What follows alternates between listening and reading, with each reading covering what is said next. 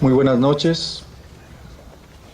Me han pedido que les hable y reflexionemos sobre el tema Enséñanos a orar. Quiero alargar un poco el título porque creo que va con el sentido de lo que quiero decirles. Yo quiero llamar esta plática Enséñanos a orar como tú oras. Primer punto, la petición del discípulo. Señor, enséñanos a orar. Todo discípulo de Jesús necesita aprender a orar. Cada uno de nosotros también. Sabemos bien que de hecho la oración no se da por descontado. Es necesario aprenderla. No se da sola. Porque la oración es como un arte que hay que aprender y que hay que perfeccionar. Incluso los que están más avanzados, los que llevan muchos años viviendo una vida espiritual, una vida de oración, sienten siempre la necesidad de entrar en la escuela de Jesús para aprender a rezar con cada vez más autenticidad. Es como un proceso. Primero, como que se reza exteriormente, pero en la medida que vamos avanzando en el arte de la oración se va volviendo más auténtica, más del corazón. Por eso, todo discípulo quiere entrar en la escuela de Jesús. Y por eso, el pedido que le hacen los discípulos a Jesús: Señor, enséñanos a orar.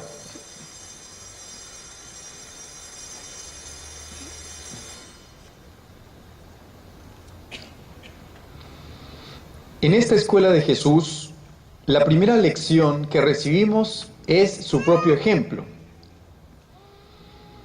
Los evangelios nos describen a Jesús en un íntimo y constante diálogo de amor con el Padre, una comunión profunda. Y con ese ejemplo ya nos está enseñando a orar. Vemos que el hombre de todos los tiempos, de toda la historia, reza. En todas las culturas que se descubren, hasta las más antiguas, se ven signos de oración, de dirigirse a Dios, de buscar la trascendencia. ¿Por qué? Porque el hombre siempre se está preguntando: ¿cuál es el sentido de mi existencia? Y si no eleva los ojos y se pone en relación con el misterio de Dios y su plan, no encontrará respuestas. Todo permanecerá oscuro y angustiante. La vida humana es una mezcla del bien y del mal, de sufrimientos inmerecidos, pero también de alegrías y de belleza. Los dolores y los problemas nos empujan irresistiblemente a pedirle a Dios la luz y la fuerza interior que nos socorra en la tierra para que se abra una esperanza que vaya más allá de los límites que pone la muerte. El hombre es religioso por naturaleza. El catecismo nos enseña que el deseo de Dios está inscrito en el corazón del hombre, porque el hombre ha sido creado por Dios y para Dios. Esa verdad tan fuerte y reveladora, que está en el número 27 del Catecismo, nos habla mucho de nosotros mismos y de nuestro anhelo de rezar. Queremos rezar porque en nuestra naturaleza hay algo que nos reclama rezar. encontrar a Dios. La imagen del Creador está impresa, sellada en ti, en tu corazón. Y sientes la necesidad de encontrar una luz para dar respuesta a las preguntas que tienen que ver con el sentido profundo de la realidad. Respuestas que no puedes encontrar solo en ti mismo, tampoco en la ciencia ni en el progreso. Hay algunas respuestas que están ahí, pero no todas, y no nos satisface por completo. Naturalmente, cuando hablamos de oración como experiencia del hombre, es necesario tener presente que la oración es una actitud interior, más que unas prácticas y unas fórmulas. Es una actitud interior. Es un modo de estar frente a Dios. Antes que hacer cosas o pronunciar palabras, es cómo me pongo frente a Dios. ¿Quién soy frente a Dios y quién es Dios frente a mí?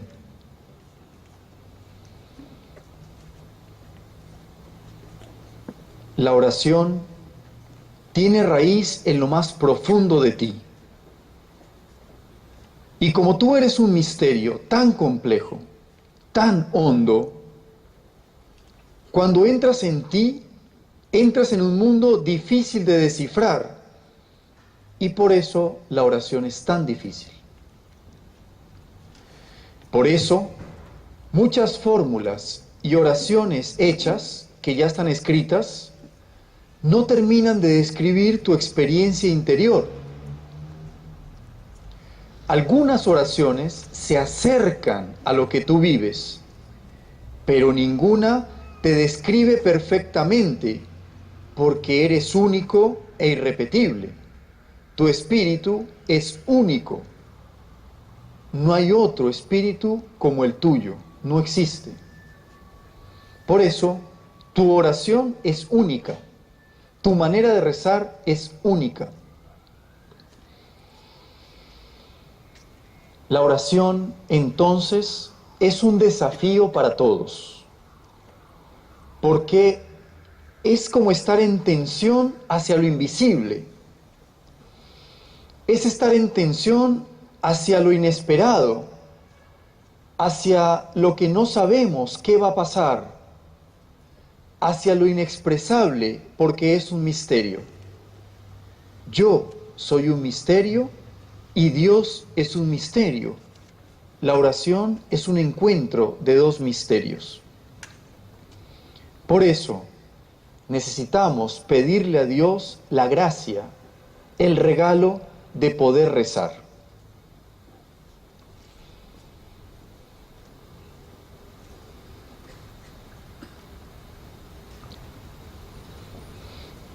En la oración experimentamos que somos criaturas necesitadas de ayuda,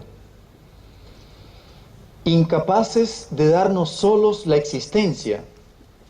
Ninguno de ustedes se ha dado su existencia.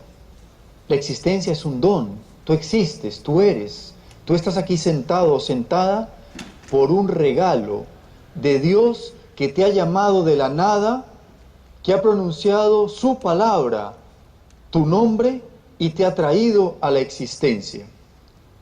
Somos criaturas. Cuando rezo, estoy en relación con aquel que me ha traído a la existencia. Estoy en relación a aquel que le da sentido a lo que vivo, a lo que hago, a lo que soy. Y por eso, la oración típica se expresa cuando nos ponemos de rodillas. Esa postura, estar de rodillas, expresa la experiencia de la criatura ante su Creador, la experiencia de aquel que se descubre necesitado de alguien que está más allá de sí mismo, de ese otro con mayúscula.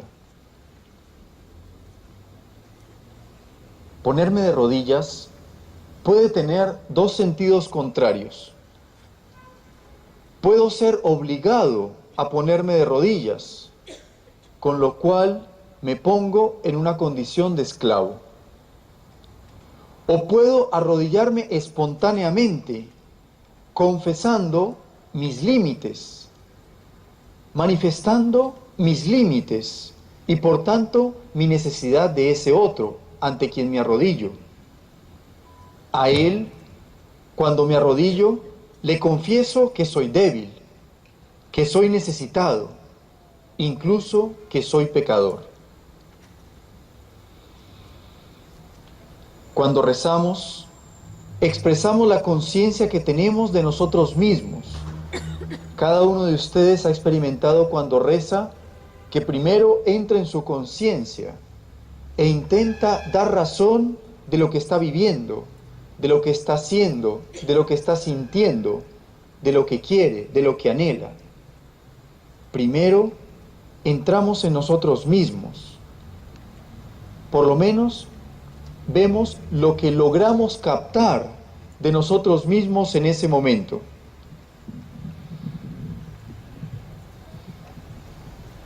Y a la vez de ser consciente de mí mismo, todo nuestro ser se dirige al otro, a ese otro con mayúsculas, esperando que se cumplan esos deseos profundos que le estoy manifestando, esperando su ayuda para superar la indigencia de mi propia vida. Me descubro como un mendigo espiritual ante Dios.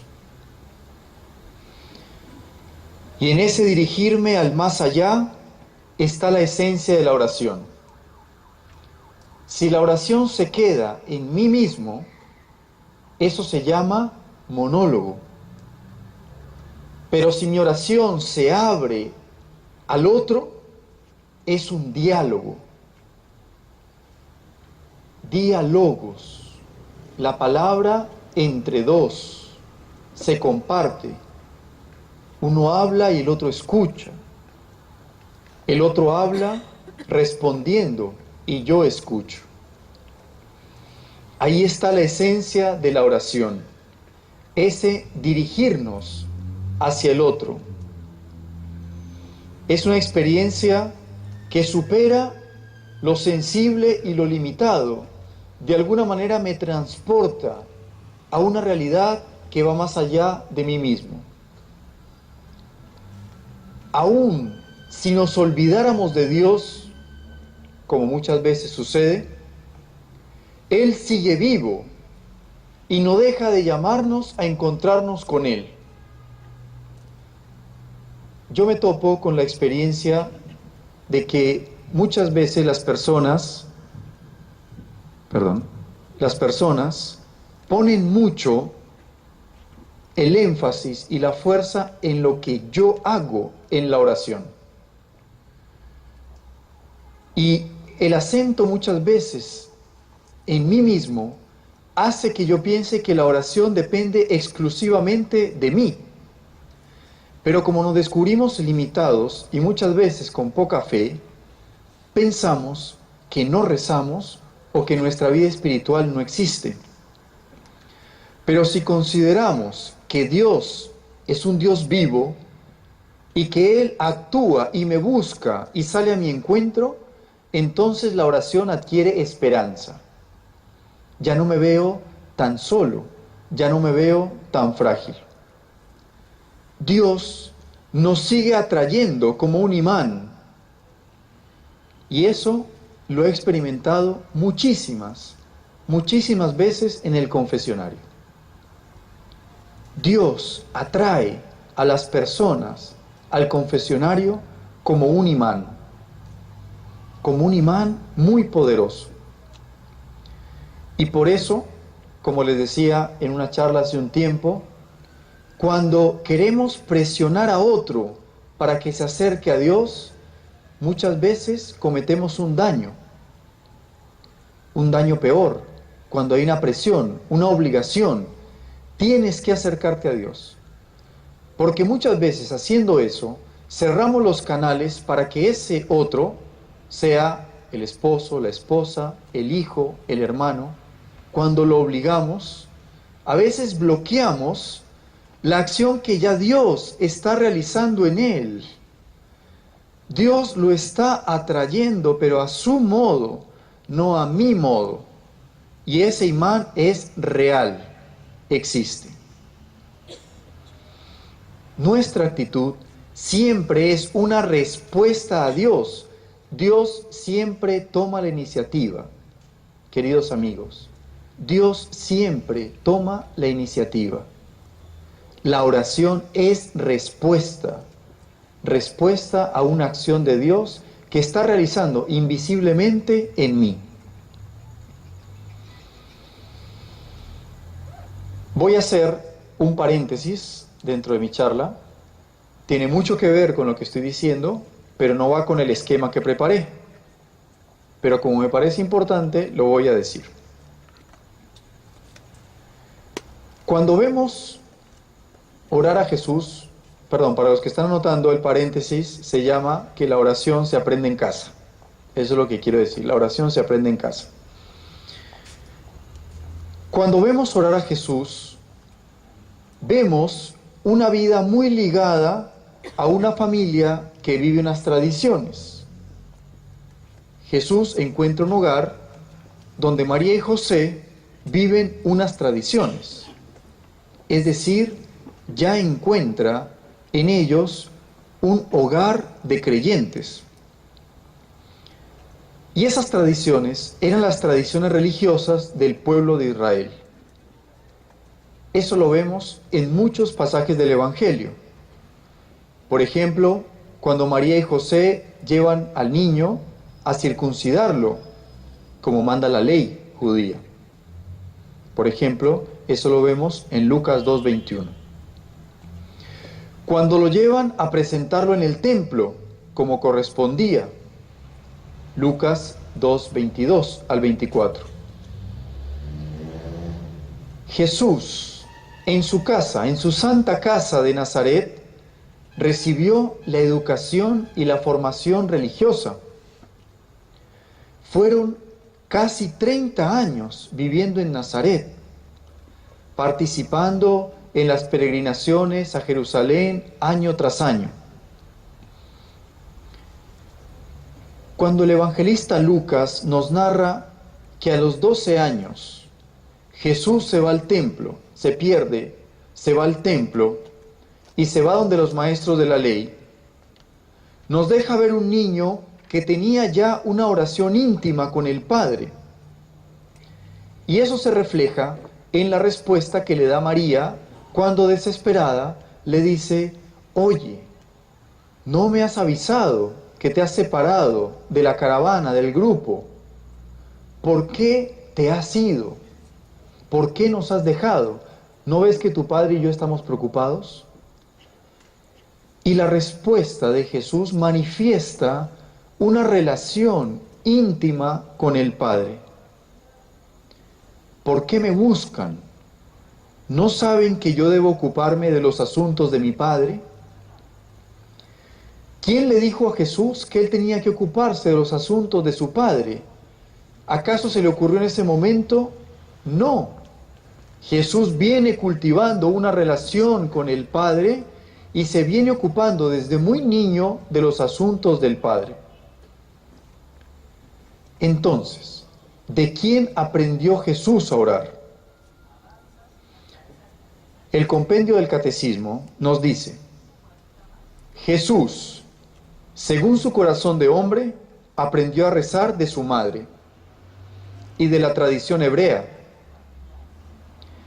Pero su oración sigue una fuente más secreta, ya que es el Hijo Eterno de Dios que se dirige a su Padre.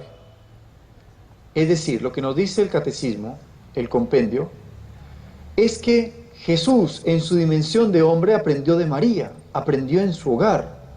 María le enseñaba a rezar a Jesús, pero tenía una fuente mucho más grande y secreta, que era el mismo Padre que le enseñaba a rezar.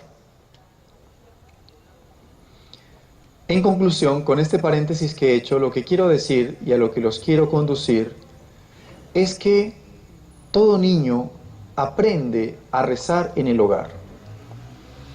Es muy difícil que si el niño no ha aprendido en el hogar, aprenda después a rezar. Es muy difícil, no digo que no se pueda. La experiencia enseña que sí se puede, pero es mucho más difícil. De los que estamos acá, si muchos no aprendimos en el hogar, podemos verificar y constatar lo que estoy diciendo. Qué difícil es aprender cuando ya estamos grandes, adultos. Qué difícil, por ejemplo, entender el misterio. Qué difícil entender la Eucaristía cuando recién has empezado a ir a misa a los 15, 16 años. Qué difícil. Tú no entiendes. Sabes, pero en el fondo, en tu interior, no entiendes lo que está pasando. No es como el niño, de ese caso que me gusta repetir mucho, el niño que se está preparando para su primera comunión, todavía no ha comulgado nunca, el sacerdote parte la hostia, la consume y asustado dice a su mamá, mamá, se comió a Jesús. Esa sorpresa del niño expresa que comprendió el misterio. Esa hostia es Jesús. Para aquel que no aprendió de niño, quizás esa hostia represente a Jesús. Es como si fuera Jesús. Es un símbolo de Jesús, pero no es Jesús. Para el niño, para ese niño, es Jesús. Ese niño entendió, el otro no ha entendido. Cierro paréntesis. Segundo punto, Jesús puede enseñarnos a orar porque es el único que ha visto al Padre.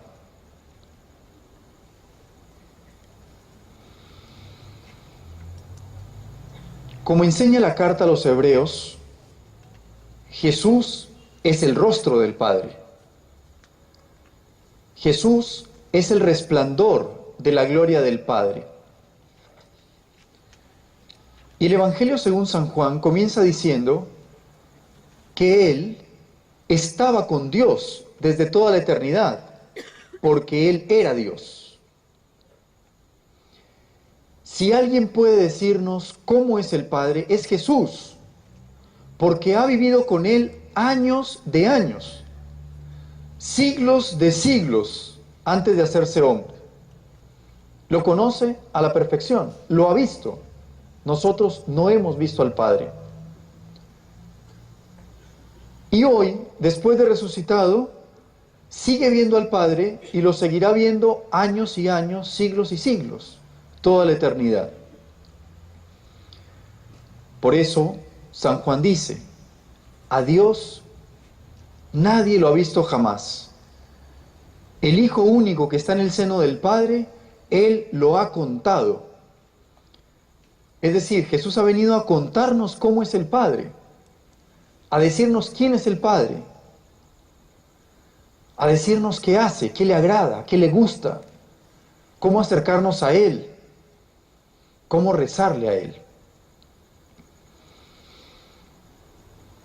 El que me ha visto a mí, dice el Señor, ha visto al Padre. Si me conocen a mí, conocerán al Padre. Yo estoy en el Padre y el Padre en mí. Juan 14:7. Romano Guardini nos decía en su libro Introducción a la vida de oración, que se lo recomiendo vivamente, vale la pena que lo compren, que lo consigan. No he dicho que lo fotocopien, he dicho que lo compren, porque vale la pena invertir en libros como este. No es propaganda, no es un libro de B, pero es un libro donde Romano Guardini, de manera, en algunas páginas muy sencillas, en otras un poco complejas, nos introduce en la vida de oración. Y nos dice Guardini, si la idea de la oración es ir al Padre, debemos ir con Cristo, no ir solos, ir con Cristo, hablarle al Padre con las palabras de Cristo, buscarlo con los mismos sentimientos de Cristo. Y esto lo conseguimos cuando mantenemos una relación viva con Cristo, cuando nos unimos a Él y permanecemos en su cercanía. Hasta ahí, Romano Guardini. Lo que nos está diciendo es que para dirigirnos al Padre tenemos que mirar a Jesús. ¿Cómo hacía Él? ¿Qué posturas tenía? ¿Qué palabras usaba? ¿Qué sentimientos brotaban de su corazón? Y eso me introduce al siguiente punto de mi charla, que es: los apóstoles aprendieron de Jesús.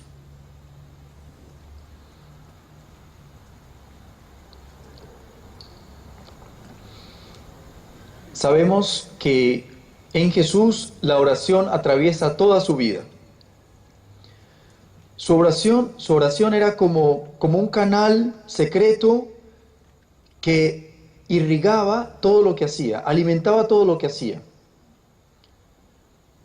No es que rezara todo el día, pero estar en presencia de Dios, del Padre, continuamente, era como el canal que alimentaba todo lo que hacía. Sus gestos, las palabras que decía, su manera de relacionarse con los demás, sus enseñanzas, todo estaba nutrido de su oración. Y los discípulos veían eso. Los discípulos veían orar a Jesús. Y me ha llamado mucho la atención unas palabras del Evangelio según San Lucas que son como una contradicción. Dice así Lucas 9:18. Jesús estaba orando solo en presencia de sus discípulos. Qué paradoja, qué contradicción. Solo en presencia de sus discípulos. Eso significa que Jesús incluía a los discípulos en su intimidad, en su oración. Los discípulos lo veían rezar, aunque no participaran de esa oración. Ellos lo ven hablando con el Padre, y lo ven hablando de tú a tú con otro. Ellos pudieron ver cómo se relacionaba con el Padre. Por eso, como dice el Evangelio de Lucas, un día Jesús estaba orando en cierto lugar y cuando terminó, uno de los discípulos le dijo: Señor, enséñanos a orar. Ese es el título de nuestra charla. Al verlo rezar, el discípulo se acerca y le dice: Jesús, enséñanos a orar. La oración de Jesús despierta en el discípulo el deseo de aprender de él cómo se debe orar. Y con esa petición le permiten a Jesús ser su maestro en el arte de rezar. Nosotros debemos hacer lo mismo. Punto número 4. El Señor vivía en oración. Su vida era una oración continua.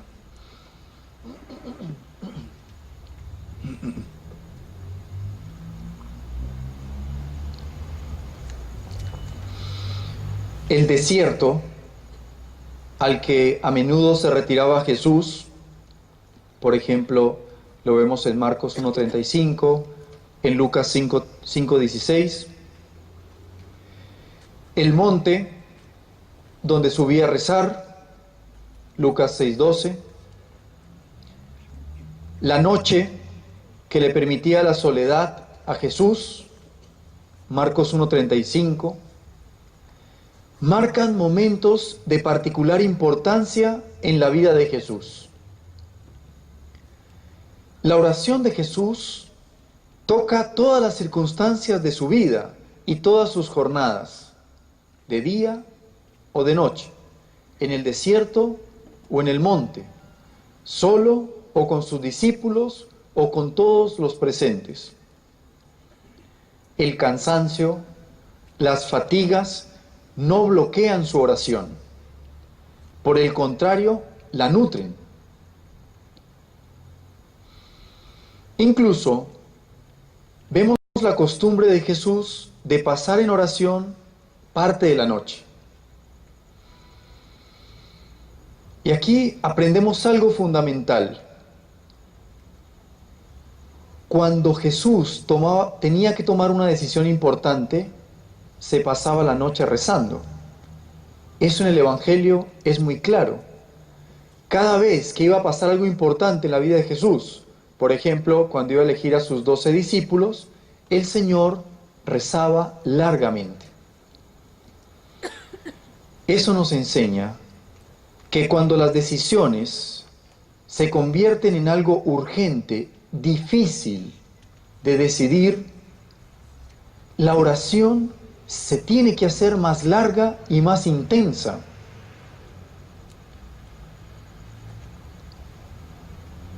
Cuando se hizo de día, dice el Evangelio de Lucas, llamó a sus discípulos y eligió a los 12. Cuando se hizo de día. Antes nos había dicho que pasó toda la noche en oración. ¿Cuántas horas habrá rezado? ¿Cuántas horas en diálogo con el Padre, quizás consultándole a quién escoger? Jesús sabe que esos 12 serán las columnas de la iglesia. Él ve a sus discípulos frágiles, con limitaciones. Entonces reza su decisión. ¿A quién debo escoger, Padre bueno? ¿Quiénes serán los 12 entre todos estos que me están siguiendo? Por lo tanto, tenemos que entender que tomar decisiones importantes en nuestra vida implica largas horas de oración. Horas y horas, aunque no sean seguidas, porque es muy difícil sentarnos, arrodillarnos a rezar horas y horas. Es muy difícil. Y quizás no tengamos el tiempo o la capacidad. Pero si sumamos los momentos en que vamos meditando una decisión, se va convirtiendo y se tienen que convertir en grandes momentos. Una gran decisión no se toma en 10 minutos, y menos sin rezar. Quinto punto, la oración del Señor Jesús. Y aquí quiero hacer un desarrollo largo porque de eso se trata. Quiero meterme en la oración de Jesús. Voy a agarrar un pasaje y, ayudado por el Santo Padre Benedicto XVI, que me ha ayudado mucho en esta charla y a quien le debo gran parte de lo que estoy diciendo, voy a agarrar ese pasaje y según ese pasaje vamos a ver qué nos enseña Jesús. El pasaje es Mateo 11, del 22 al 28, que dice lo siguiente. En aquel momento, Jesús se llenó de gozo, movido por el Espíritu Santo, y dijo: Te doy gracias, Padre, Señor del cielo y de la tierra, porque has ocultado estas cosas a los sabios y entendidos, y se las has revelado a pequeños. Sí, Padre, así te ha parecido mejor. Todo me ha sido entregado por mi Padre, y nadie conoce bien al Hijo sino el Padre, y nadie conoce bien al Padre sino el Hijo, y aquel a quien el Hijo se lo quiera revelar. Vengan a mí todos los que están cansados, y yo les daré descanso. Vamos a desmenuzar un poquito esta oración de Jesús, esta oración que le hace al Padre, para que aprendamos a rezar como Él. En este pasaje se nos muestra a Jesús que reza movido por su alegría. El pasaje comienza diciendo: en aquel momento Jesús se llenó de gozo, movido por el Espíritu Santo. Por lo tanto, esa alegría de rezar, o que lo invita a rezar, está motivada por el Espíritu Santo que está en él, que está vivo en su corazón. Cuando el Espíritu Santo está en nosotros, vivimos alegres, vivimos contentos, y brota de nuestro corazón el deseo de rezar, incluso cuando hay cansancios y problemas. Es más, principalmente cuando hay cansancios y problemas. Cuando el Espíritu Santo está vivo, como en Jesucristo, los problemas son un aliciente para rezar con una alegría que va más allá de una sonrisa o de sentirme bien. Es el gozo que se experimenta por saber que no estás solo, que estás con el Padre, que estás con Dios. El contexto de la alegría de Jesús es que acababan de llegar los discípulos después de hacer apostolado y estaban felices y le empezaron a contar a Jesús todo lo que habían hecho y todo lo que habían visto. Y le decían sorprendidos: hasta los demonios se nos sometían en tu nombre, Señor. Entonces Jesús se alegra por ver esa experiencia de los discípulos y eleva una oración al Padre. Algunas Biblias traducen: te doy gracias, Padre. Otras, como la de Jerusalén que yo tenía en mi casa, decía: te bendigo, Padre. Pero el Papa nos explica que ese verbo, en su original griego, lo que significa más exactamente es: te reconozco, estoy de acuerdo contigo. Por lo tanto, la traducción más propia sería: te reconozco, Señor, estoy de acuerdo contigo en que hayas elegido a los pequeños para revelarles estas cosas y no a los sabios y entendidos. Por lo tanto, esta expresión con la que reza Jesús y con la que comienza su oración contiene un reconocimiento total de la voluntad de Dios Padre. Yo te reconozco, yo acepto tu voluntad. Yo estoy de acuerdo contigo, con tu proyecto. Eso es importantísimo en nuestra oración. Es un requisito indispensable. Señor, acepto tu voluntad. Aquí estoy, Señor, para cumplir tu plan. Que se haga como tú quieres y no como quiero yo, como rezaba Jesús en el huerto de los olivos en Getsemaní. Es muy importante, queridos amigos, que al rezar tengamos la disposición interior de aceptar la voluntad de Dios, lo que Dios quiere, porque si no, tu oración se va a volver caprichosa, y eso no es oración. No estarías abierto a ese otro que te quiere decir algo, sino que le estarías pidiendo que te diga lo que tú quieres que te diga, no lo que Él quiere decirte. Continuando con la oración, Jesús dice: todo me ha sido dado por mi Padre, y nadie sabe quién es el Hijo sino el Padre. Como nadie sabe quién es el Padre sino el Hijo, y aquel a quien el Hijo se lo quiera revelar.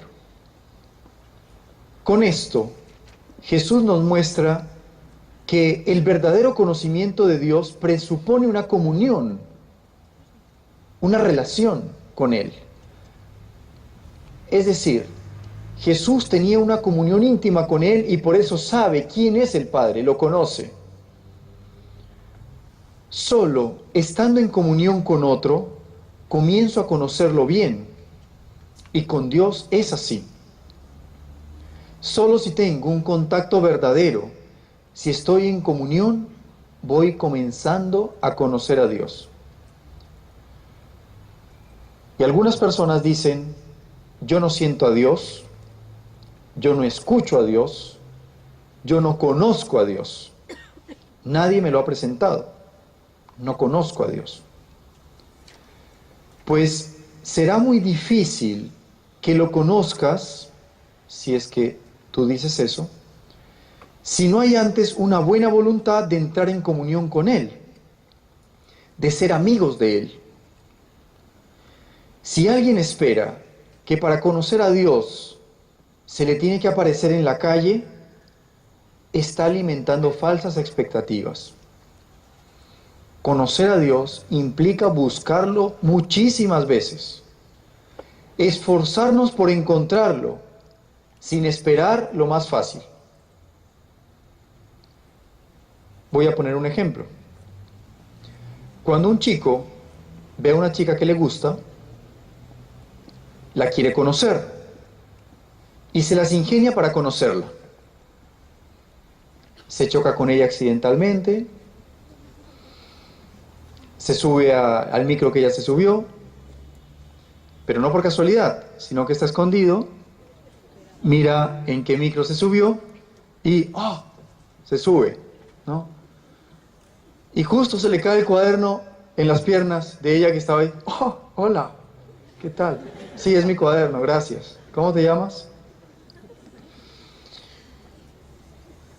Es la experiencia del chico que va a la fiesta de la amiga fea, pero para estar con la que le gusta. Es una broma, es una broma. Es decir, se esfuerza, lucha por conocerla, se tropieza, pero insiste, insiste, insiste. Pero con Dios queremos que sea fácil. Llegamos a la capilla donde está el Santísimo Sacramento,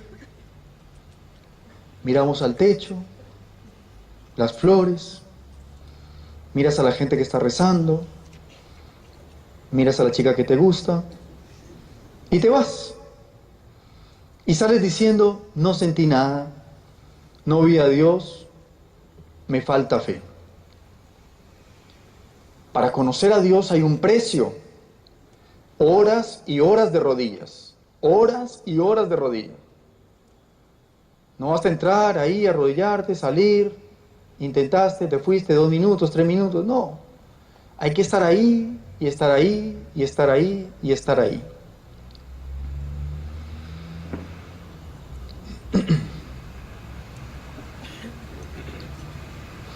Jesús dice, Padre, Señor del cielo y de la tierra. Estoy avanzando un poco más en esta oración. Estamos desmenuzando la oración de Jesús.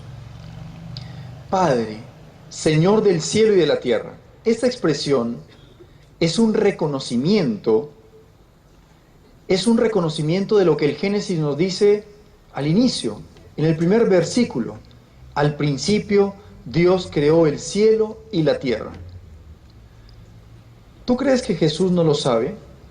¿Tú crees que el Padre no lo sabe? Es un reconocimiento, claro que lo sabe, pero lo está reconociendo. Jesús considera importante reconocerle a Dios lo que ha hecho. ¿Por qué? Porque a veces Dios se olvida y hay que recordárselo. Dios Padre, por si acaso tú has creado el cielo y la tierra, no te olvides. No, no es eso. Es a nosotros a quien nos hace bien recordar y reconocer la obra de Dios. Porque tenemos una tendencia muy fuerte a apropiarnos de las cosas de Dios. Por eso, en la misa decimos, demos gracias al Señor nuestro Dios, es justo y necesario. Es justo reconocerle a Dios lo que es de Dios. Es justo y necesario. Por ejemplo, reconocer que la belleza viene de Dios, que lo hermoso, lo bello, viene de Dios. Por ejemplo, si una chica se mira al espejo y dice, no hay nada que hacer, soy hermosa. Y se va feliz consigo misma. Es posible que esté cometiendo una injusticia. Lo que debería decir es, Señor, qué grande eres. Mira la hermosura que has creado. Es distinto, es distinto. Porque ahí está reconociendo que su belleza no se la ha dado a sí misma, Ella no se hizo bella, ella recibió la belleza, Dios la hizo bella. Pero nos gusta apropiarnos de la obra de Dios. Alguna vez leí un texto de aquel hombre que va cabalgando un hermoso caballo con su sombrero y su pluma hermosa. Y va feliz porque la gente lo va reconociendo, lo va reconociendo. Entonces él mira a todos y se engrandece a sí mismo. Pero dice el texto, ¿de qué te engrandeces si la belleza está en ese caballo que vas cabalgando y en esa pluma que Dios ha creado? Tendemos a apropiarnos de la obra de Dios. Pero también es una injusticia con Dios cuando el chico se mira al espejo y dice, Señor, conmigo sí te equivocaste. Mira esa nariz que me diste. Eso también es una injusticia, porque todo ser humano es reflejo de Dios. Y nuestra belleza está en ser creados a imagen y semejanza de Dios. Yo soy un destello de Dios al ser creado a su imagen y semejanza. Yo me parezco a Dios. Negar o despreciar su obra, en el fondo es despreciar a Dios. ¿Y por qué desprecio su obra? Porque uso como paradigma criterios del mundo, no los criterios de Dios. Por lo tanto, me avergüenzo de mí mismo. Reconozcamos entonces en nuestra oración, a eso iba, reconozcamos lo que Dios ha hecho. Digámoslo, Señor, gracias. Gracias por esto que me has dado. Gracias por la obra que has creado. Gracias por la belleza. Gracias por tantas cosas. El desagradecido siempre se está quejando. ¿Cuántas veces escucho, y perdón la expresión, pero la escucho, pucha madre, qué calor? En verano. Y pucha madre, qué frío, en invierno. Entonces, en Lima tienes pocos días para darle gracias a Dios. El desagradecido es así, se queja de todo, no es capaz de reconocer la obra de Dios, el sol, el calor que te da, que es vida, que te permite ir a la playa. ¿Qué más quieres? Dale gracias a Dios. Señor, Dios del cielo y de la tierra, gracias por este sol que me permite descansar, que me permite estar con mi familia, que me permite renovarme. Esa es la mirada de aquel que reconoce, como Jesucristo, que el Padre es el Señor del cielo y de la tierra. Sigamos avanzando en esta oración del Señor. Padre, estoy de acuerdo contigo, como les decía hace un rato, Padre, estoy de acuerdo contigo porque no has revelado tus misterios a los sabios y entendidos, sino a los pequeños.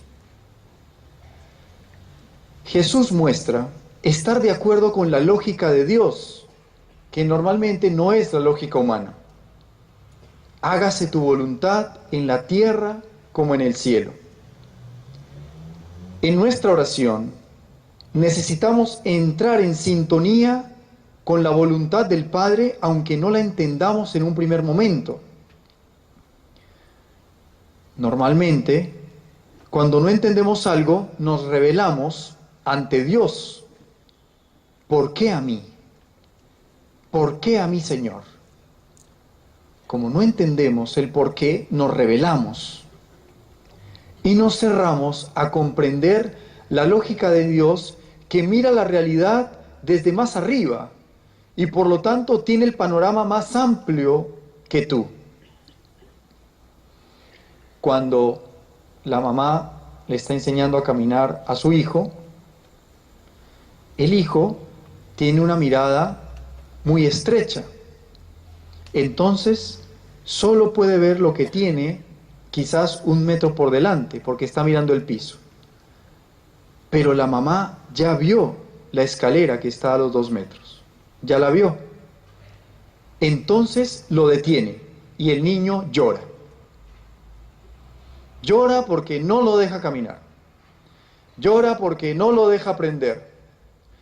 Llora porque es una mamá impositiva. Igual es con Dios. Dios ve más allá, está más lejos, está en el cielo, ve todo el panorama. Entonces aprende a entrar en la lógica de Dios. No reduzcas a Dios a tu mirada corta. Este problema, no tengo plata, Señor, tú no me quieres, tú no me amas, ¿por qué no me gano la lotería, Señor? Si existes, que hay un billete de 100 soles a mi lado, voy a mirar cuando cuente hasta 3. 1, 2.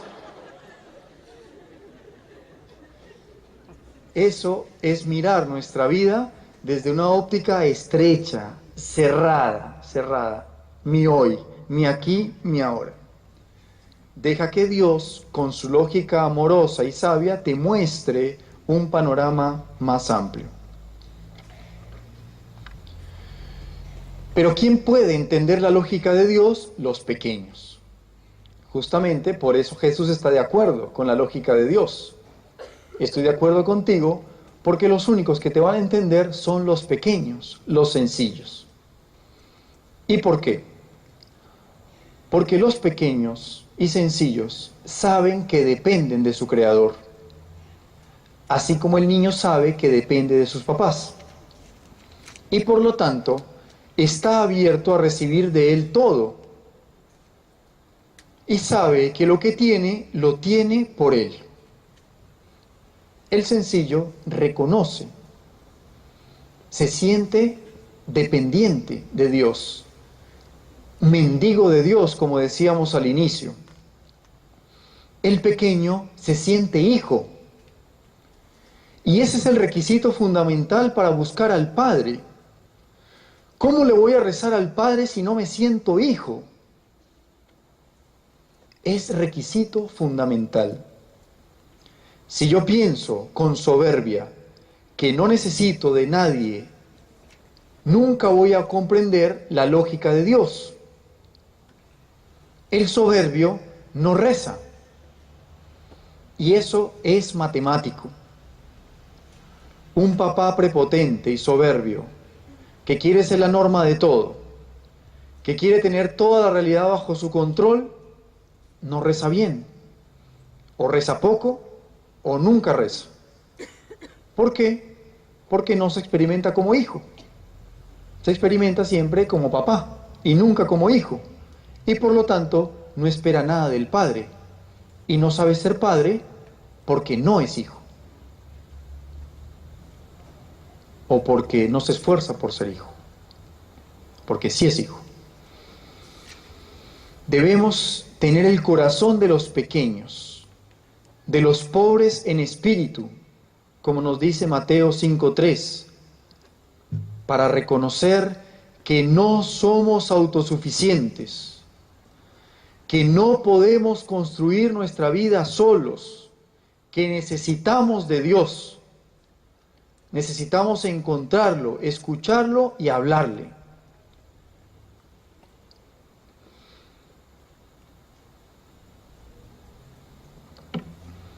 La oración del Señor termina con unas palabras muy consoladoras. Venid a mí, todos los que estáis afligidos y agobiados, y yo os aliviaré. Jesús pide que vayamos a Él en la oración. Él lo pide. Vengan a mí. La oración nos abre a recibir el don de Dios, su sabiduría, para poder llevar a cabo la voluntad del Padre en nuestra vida y encontrar así el reposo en las fatigas de nuestro camino. ese cansancio que todos experimentamos no se cura con 20 horas seguidas de sueño. Cuando el papá el domingo quiere dormir hasta la 1 porque ha trabajado muy arduamente y toda la semana, y se lo reclama así a sus hijos: no me despiertes que estoy cansado, descubre, oh sorpresa, que se levanta más cansado a la 1 de la tarde. Y quizás el estar en su cama viendo televisión hasta las 9 de la noche o 10 de la noche, después de dormir hasta la 1 de la tarde, y por lo tanto no ir a misa, hace que la experiencia del lunes sea pesada, como si estuviera más cansado. ¿Por qué? Porque el descanso está en Dios. El descanso más profundo está en Dios. Es verdad que el cuerpo debe descansar, pero no podemos poner ahí toda la seguridad, diciendo: si duermo un montón, entonces ahora sí puedo estar renovado, puedo estar feliz, puedo estar contento. Mentira, mentira. La experiencia enseña que cargando la cruz se es feliz. Y la experiencia enseña que el esposo que perdió sus siestas y sus largas horas de sueño cuando se casó es feliz, puede ser feliz.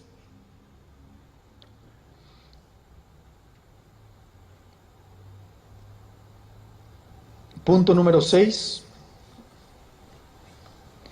La oración también es sanadora. Estoy uniendo las dos partes cuando el Señor Jesús dice: vengan a mí los que están cansados y agobiados, que yo los aliviaré. La oración es sanadora. Como hijos, tenemos todo el derecho a pedirle al Padre que nos dé vida. Vida física, pero también vida interior.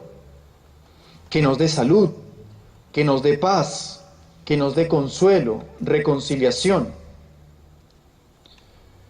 En los evangelios vemos muchas situaciones en las que Jesús ora, reza ante Dios para sanar, para que Dios Padre actúe a través de él. Cuando Jesús sanaba, estaba en una comunión muy íntima con el Padre. Por ejemplo, cuando cura a ese sordomudo que le presentan, Jesús toca sus oídos, los oídos del sordomudo, y su boca, y levanta los ojos al cielo. Levanta los ojos al cielo, suspira y dice: ábrete. Y en ese momento el sordomudo escuchó y comenzó a hablar. Jesús mismo no es autosuficiente para sanar. Jesús sabe que tú necesitas ser curado. Por lo tanto, es a través de Jesús como podemos elevar los ojos al cielo para clamarle al Padre: Señor, sáname, Señor, cúrame. La necesidad de este pobre hombre inspira la oración de Jesús. Entonces, cuando tú sufres, ¿tú crees que Jesús no se compadece? ¿Tú crees que Jesús no se solidariza con tu sufrimiento? Todo lo contrario, cuando tú sufres, Jesús eleva sus ojos al cielo una y otra vez para pedirle al Padre: ábrete, abre los oídos, abre la boca de este hijo que no puede escuchar, que no puede hablar. Abre, Señor, el corazón de este hijo endurecido que sufre por esa dureza en su corazón. Cuando su amigo Lázaro muere, la amistad y el cariño por Lázaro lo mueven a ir. Jesús siente compasión por su amigo y por sus hermanas que también son sus amigas y que están llorando. Y él mismo llora porque tenemos un sumo sacerdote que puede compadecerse de nosotros, como dice la carta a los Hebreos. Y dice el Evangelio, y levantando los ojos a lo alto, dijo, Padre, te doy gracias porque me has escuchado. Y dijo a Lázaro, Lázaro, sal fuera. Y Lázaro se levantó. Miren qué interesante. Y elevando los ojos a lo alto, otra vez, antes de darle la vida otra vez a Lázaro, habla con el Padre. Señor, te doy gracias porque me has escuchado. Es decir, Jesús venía rezando. Jesús venía preparando ese momento en el camino. ¿Por qué creen que se retrasó a propósito para no llegar antes de que muriera? ¿Por qué cuando le dijeron, tu amigo Lázaro está enfermo, no fue corriendo, sino que esperó? Porque él estaba preparando ese momento, revivirlo, y le estaba pidiendo al Padre en el camino, Padre, escúchame, escúchame, necesito que tu poder y tu fuerza te manifiesten a través de mí. Escúchame cuando te pida resucitar a este hijo tuyo. Y por eso, antes de revivirlo, le dice, Señor, Padre, gracias, porque yo sabía que tú me escuchabas. Jesús quiere nuestro bien y por eso nos dice, vengan a mí todos los que están cansados y agobiados y yo los aliviaré. Esto no significa que debemos esperar inmediatamente todo lo que pedimos, pero sí nos muestra que Jesús se interesa por nosotros cuando lo buscamos y que Él va a hacer lo que más nos conviene. Termino esta charla con una exhortación del Santo Padre, del Papa Benedicto XVI. Escuchar, meditar, callar ante el Señor que habla, es un arte que se aprende practicándolo con constancia. Ciertamente, la oración es un don que exige ser acogido. Es una obra de Dios, pero que exige de tu parte compromiso y continuidad. Continuidad y constancia en la oración son muy importantes. El ejemplo de Jesús muestra que su oración, animada por la paternidad de Dios y por la comunión del Espíritu Santo, se profundiza en un prolongado y fiel servicio. Hasta el huerto de los olivos, hasta la cruz, Jesús perseveró en su oración hasta el último día de su vida terrena. Y en la cruz seguía rezando. Hoy, los cristianos, nos dice el Papa, estamos llamados a ser testigos de la oración, porque nuestro mundo está muchas veces cerrado al horizonte de lo divino y está cerrado a la esperanza de que se puede encontrar con Dios. Tú estás llamado a ser testimonio de oración. Solo una amistad profunda con Jesús y viviendo en Él y con Él, en una relación de hijo con su Padre, a través de una oración fiel y constante, podemos abrir las ventanas hacia el cielo. Caminando se abren caminos, rezando se aprende a rezar. Eduquémonos, entremos en la escuela de Jesús, en esa relación viva, no una oración que sea intermitente, hoy sí, mañana no, después sí, 4 días no, en invierno sí, en verano no, sino una oración constante, según las circunstancias de cada tiempo, sí, pero constante, llena de confianza para que se pueda iluminar nuestra vida como nos enseña Jesús. Y pidámosle que podamos comunicar a las personas que están cerca de nosotros, a los que nos encontramos por las calles, a los que van a la playa con nosotros, la alegría del encuentro con el Señor, luz de nuestra existencia. Y termino con algo que me dijo alguna vez un amigo. Me dijo: Padre, ¿pero no se supone que los católicos deberíamos estar contentos? Sí. ¿Acaso no nos ves contentos? Sí, pero veo algunos un poco amargados. Sí, pues, a veces proyectamos amargura más que felicidad.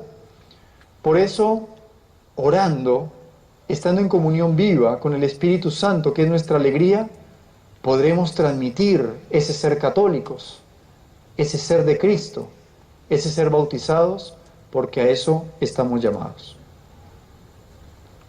Muchas gracias.